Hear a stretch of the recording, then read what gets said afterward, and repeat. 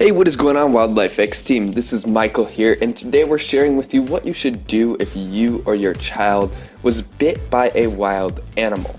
Animal bites and scratches that break the skin can sometimes cause infection, and some of these bites will need stitches, while others will heal on their own.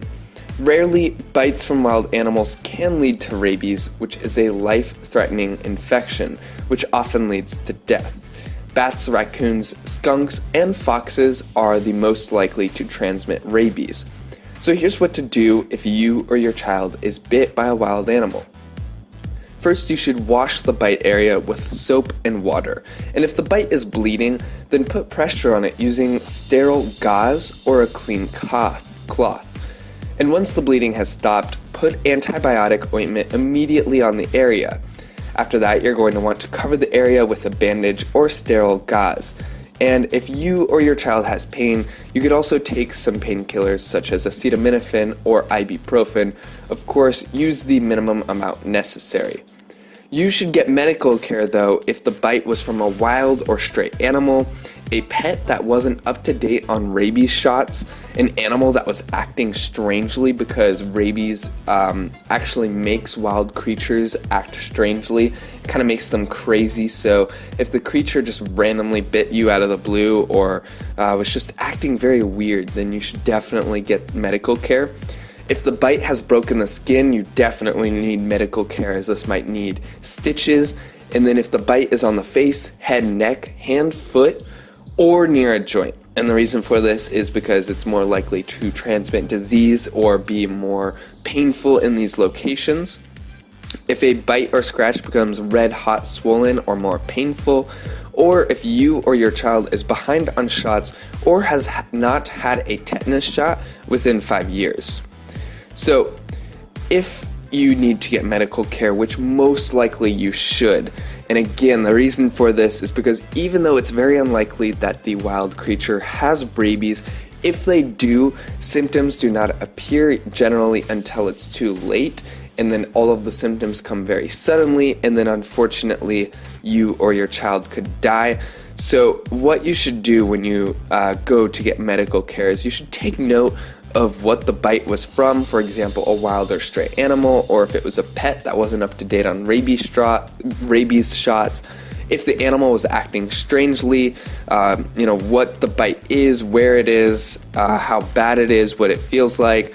You should take note of the kind of animal that bit your child or you as well as any unusual behavior, and then the animal's location. And the reason why they need to know the location is they might go and look for the wild creature, especially if it was just like a random bite, so that way they can just look for it, especially if it has rabies or if they suspect it has rabies or something like that.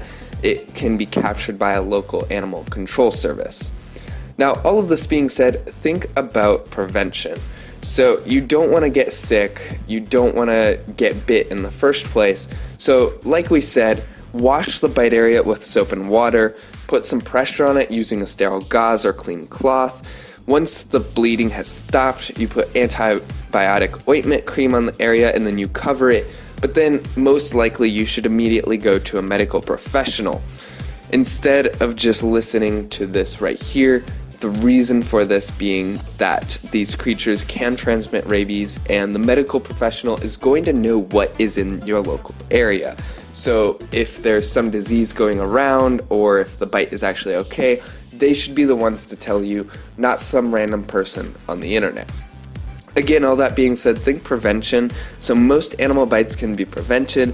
Always keep a close eye on the creatures that are around you, and if you have young kids, make sure that they're not running around trying to play with wild raccoons or squirrels or something like that.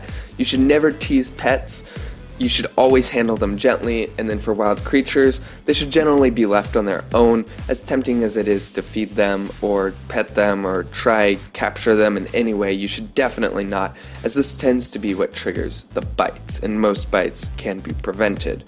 If you guys have any questions, feel free to give us a call at 855-WILDLIFE or visit us at www.wildlifexteam.com.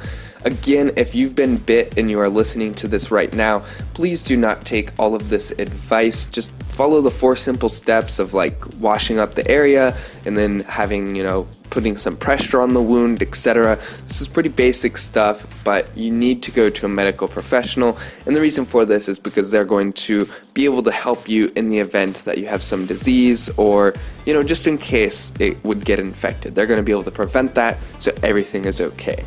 Thank you so much for watching or listening to this. I hope you enjoyed and have a great day. They're out there looking for a home, and they found one. Yours. They want that cozy place in your attic or under your foundation. Give them enough time, and you'll be paying big bucks to fix their damage. Wildlife X-Team specializes in removal and prevention of wildlife infestation, responsibly and professionally. Wildlife X-Team has earned the top-rated award from Home Advisors because they're experts at what they do. Just one call, and they're gone. 855-WILDLIFE or wildlifexteam.com.